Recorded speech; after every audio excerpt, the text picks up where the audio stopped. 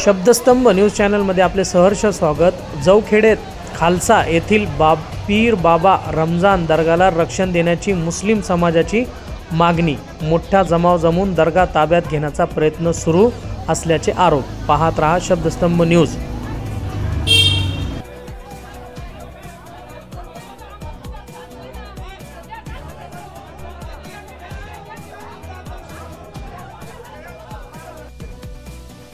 आज आम्ही सर्व जौखेड खालसा तालुका पाथर्डी अहमदनगर येथील लोकांबरोबर माननीय कलेक्टर साहेब यांना भेटलो।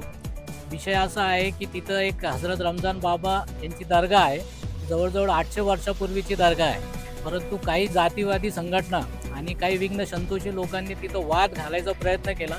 2-3 दिवसापूर्वी तिथं वाद झाला आणि त्याला असं रंग देण्यात आलं की काही मुसलमान लोकांनी इतर धर्मियांवर हल्ले केले, परंतु असं काही नाही। तिथले जे प्रॉपर जे इतर धर्मियांचे आणि मुसलमानचे लोक आहे ते गुण्यागोविंदाने राहतात आणि आजपर्यंत तिथं कधी वाद झालेला नव्हता। परंतु काही बाहेरून आलेले आणि काही जातीवादी संघटनेच्या लोकांनी तो वाद निर्माण करायचा प्रयत्न केला।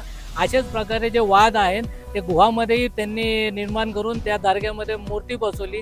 तोच प्रकार कापूरवाडीमध्ये चालू। म्हणजे हे सगळं जे ही संघटनाचं एकच षडयंत्र आहे का जिथं जिथं दर्गा दिसल त्या दर्गामध्ये पहिले आरतीची परवानगी घ्यायची। आरतीची परवानगी भेटली का लगेच तिथं भगवा चादर टाकण्याचं षडयंत्र करायचं। भगवा चादर नंतर लगेच फोटो आणि अचानकपणे लगेच तिथं मूर्ती प्रकट होण्याचा ढोंग करायचा आणि मग कोणीतरी लोकप्रतिनिधी किंवा मंत्री संत्री येतो म्हणतो की आम्हाला साक्षात्कार झालेत।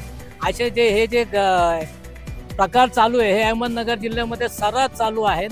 जिथं जिथं हजरत रमजान बाबाची दर्गा आहे त्या ठिकाणी या लोक अशाच प्रकारे वाद निर्माण करून दंगल घडवण्याचा प्रयत्न करत आहे। प्रशासनाला आम्ही भेटलो, कलेक्टर साहेबांनाही भेटलो, ॲडिशनल साहेबांनाही भेटलो। त्यांना विनंती केली की दंगल करणारे जे लोक आहेत त्यांना कुठंतरी आपण आवरावा आणि गोवा खालसा जौखेड खालसा आणि बाकीचे जे ठिकाणी हे जे सगळं वाद चालू आहे ते कुठंतरी त्याला कायदा सुव्यवस्था ठेवावी अशी आम्ही त्यांना विनंती केली आहे।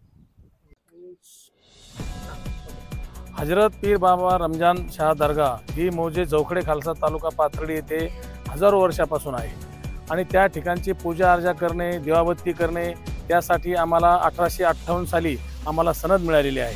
ती प्रॉपर्टी आमच्या ताब्यात आहे, आमची मालकी हक्कात आहे।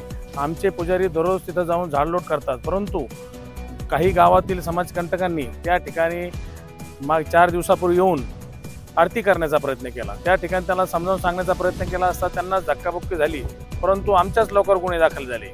नंतर माननीय पुजारी साहेबांच्या आम्ही त्यांना विनंती केली, त्यांच्या विनंतीवर आमच्याही लोकांनी गुन्हे दाखल केले। पण प्रश्न असा आहे की ज्या ठिकाणी कधी आरतीच झाली नाही त्या ठिकाणी तुम्ही आरतीचा घाट का घालता? कारण आम्ही पुजारी आहोत, आम्ही पुजारी आहोत, आम्ही त्याप्रमाणे पूजा अर्चा करतो। परंतु तुम्ही अगोदर सांगायचं की हिरवा झेंडा काढून घ्या, अगोदर नंतर सांगायचं की भगवा आम्हाला टाकू द्या, नंतर सांगायचं का असं करू द्या, आता सांगायचं आरती करून द्या, नंतर सांगायचं आम्हाला मूर्ती बसून द्या। हे कशासाठी? तुमचा त्या ठिकाणी या, तुम्ही पाया पडा, अगरबत्ती लावा, त्या ठिकाणी दिवसभर बसून राहा, आमचं काहीच म्हणणं नाही। तुम्हाला पाया पडायला कोणी बंधन घातलेलं नाही, परंतु असं जर तुम्ही करत असेल ते चांगलं नाही, समाजासाठी चांगलं नाही। दररोजच्या व्यवहारात दररोज गावातील लोक गुन्हेगोंधन आणतात, परंतु ह्या मुद्द्यावरून गेले 3 वर्षापासून हा मुद्दा चालू आहे, परंतु कधी असा इतक्या टोकाला निर्णय झालेला नाही। परंतु गेले 2 आठवड्यापासून त्या ठिकाणी आम्ही आरती करणारच, तुम्हाला काय करायचं करून घ्या, तुम्ही बाहेर निघा, अशा प्रकारची भाषा बोलली जाते। त्यामुळे ही 3-4 बैठका आमच्या प्रशासनाशी झालेल्या आहेत, परंतु आम्ही त्या ठिकाणी पुजारी आहोत, आम्ही मुजावर आहोत, आम्ही त्या ठिकाणी सगळ्या प्रकारची पूजा अर्चा करतो। आम्ही त्या ठिकाणी पूजा अर्चा करत असताना यांनी येऊन सांगितलं की आरती कर, आम्ही करणार, पण तुम्ही एखादा तरी कागदपत्र दाखवा आम्हाला आरती करण्याबाबत। इथून मागं तुमचा काय संबंध होता, काय नाही, एक तरी सिंगल डॉक्युमेंट तुमच्याकडे आहे का? एक तरी कागद आहे का? तुमच्याकडे कोणताही सिंगल डॉक्युमेंट नाही। असं असताना तुम्ही आम्हाला तिथून सध्याच्या असणाऱ्या वातावरणाचा परिणाम डोक्यात घेऊन तुम्ही आम्हाला त्या ठिकाणी बेदखल करण्याचा प्रयत्न करू राहिले। आम्ही त्या ठिकाणी आमचं सगळं असताना आम्ही विनाकारण त्रास का सहन करायचा? त्यामुळं आम्ही माननीय जिल्हाधिकारी साहेबांना निवेदन दिलेलं आहे, त्यांना सगळी हकीकत सांगितलं आहे, ॲडिशनल साहेबांनाही सगळी हकीकत सांगितलेलं आहे, पुजारी साहेबांना सांगितलेलं आहे, SDO साहेबांना, मते साहेबांना सांगितलेलं आहे, तहसीलदार साहेबांना सांगितलेलं आहे की आमची बाजू समजून घ्या, सगळे कागदपत्र आमच्याकडे आमच्या ताब्यात आहे। असं असताना तुमचं काहीच नसताना तुम्ही आम्हाला विनाकारण त्या ठिकाणी त्यांना आरती करून द्या असं का आम्हाला गावातले लोक सांगतात? आणि बाहेरून आता एक मीडियाला व्हायरल झालंय, काही वेळी महाराजांनी असं व्हायरल केलंय की आम्ही 25 तारखेला तमाम नाथ भक्तांनी त्या ठिकाणी यावं आपण त्या ठिकाणी जिहादी लोकांना बाहेर काढू। जिहादी म्हणजे आम्ही काय, आम्ही भारतातलेच राहणार आहोत। आमच्या वडिलोपार्जित पासून, आमचे आजोबा पंजोबा खापर पंजोबापासून आम्ही इथं राहतो। आम्ही जिहादी कसे? आम्ही याच ठिकाणी राहतो, आम्ही याच ठिकाणी राहतात, आम्ही जिहादी कसे असणार? परंतु हे जे चालू आहे चुकीचं चालू आहे। त्यामुळे आमची प्रशासनाला एक विनंती आहे की येत्या 25-26 तारखेला जे त्यांनी आवाहन केलं त्याप्रमाणे मेहरबान साहेबांनी लॉ अँड ऑर्डर फॉलो करावी आणि येणाऱ्या लोकांना कुठेतरी आळा घालावा, जेणेकरून गावात शांतता राहील, हीच आमची मागणी आहे।